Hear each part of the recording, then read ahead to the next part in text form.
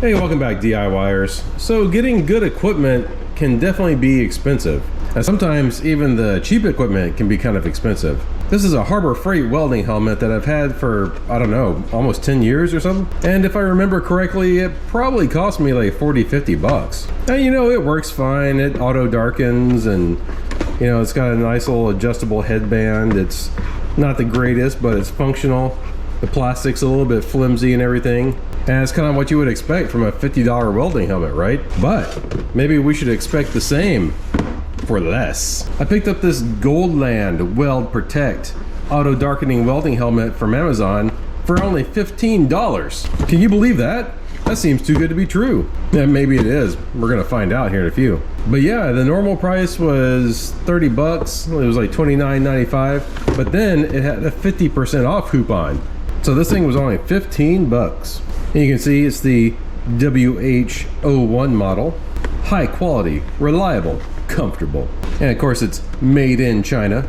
Instant darkening, adjustable light and shade, refusing damage the skin, impact resistant material, solar lithium battery, free your hands more easily. It turns your vision into HD, large and clear view. 4 sensors more sensitive. All right, well, let's open up the box, see what's inside. Looks like some assembly is required. Headband is flexible. Seems to have like an okay cushion right there. Got the user's manual. The plastic on the body is pretty flexible and flimsy. Of course, that's gonna be expected at this price point, right?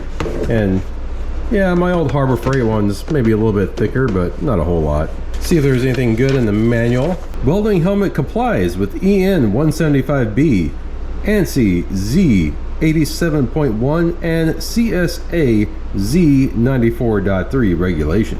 The welding helmet is a high quality product that improves comfort and safety of the welder. Welding helmets have been designed specifically for arc welding. Table 1 below shows how to choose the most suitable shade level. Here it lists various processes: flux core, MIG, TIG, MAG, electric arc, plasma cutting. So if we're going to do flux coated electrodes at around 80 amps, we'd want the darkening set to 10. Or, you know, set it wherever you want.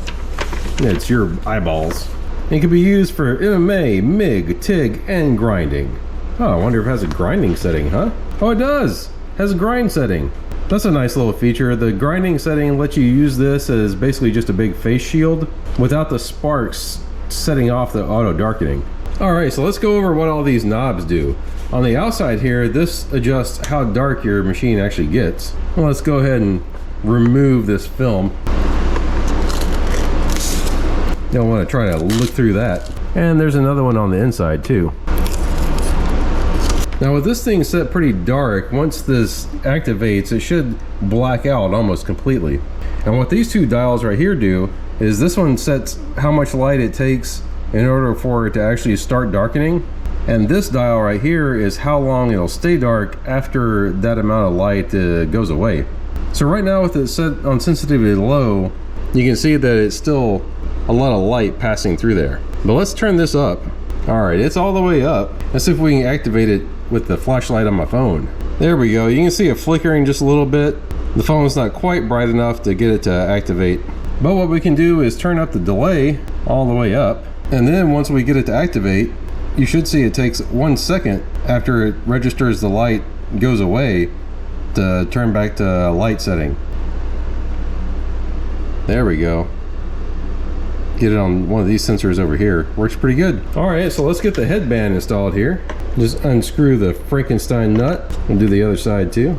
Oh, and it looks like you can position where you want your headband to be, forward or backwards. It's gonna kind of leave it in the middle for right now. Put this side on, put the other side on. And if you notice, they have a kind of square drives on the bolts here. It also helps to make sure you put it on right side up. You also want to get this little thing installed correctly, because this is what allows you to lock it into a certain position. And I don't even know if I have it installed right, so you know, you just play with that.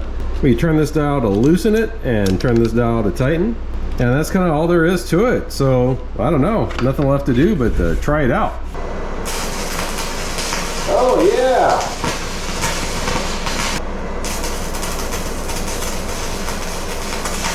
It works! Alright! I'm not blind or anything. Well, alright, Goldland-WELD. I think you did indeed protect. Better turn that thing off so I don't waste the batteries. But yeah, I mean, this thing performed just like any other auto-darkening helmet I've ever used has. So, I don't know. It's only 15 bucks. What can you really say? I mean, sure, the plastic's a little flimsy, but the headband, I mean, it's flimsy too, but it actually works fine. You really have to play with these knobs to get the flipping down. But hey, overall, I'm pretty impressed. You know, it's nice and clear to look through. It's on its default setting, it's not too terribly dark, and then it instantly darkens up to right where you set it. So, and I'm not seeing any spots or weird things in my eyes, so it was actually working. I don't know. I don't really know what else to say about it. It's cheap but functional. And if you want to get one for yourself, I'll leave a link for it down in the description below. Well, bye. Thanks for watching. Give us a thumbs up if you like this, and also subscribe if you aren't already. It really helps the channel out. See y'all later.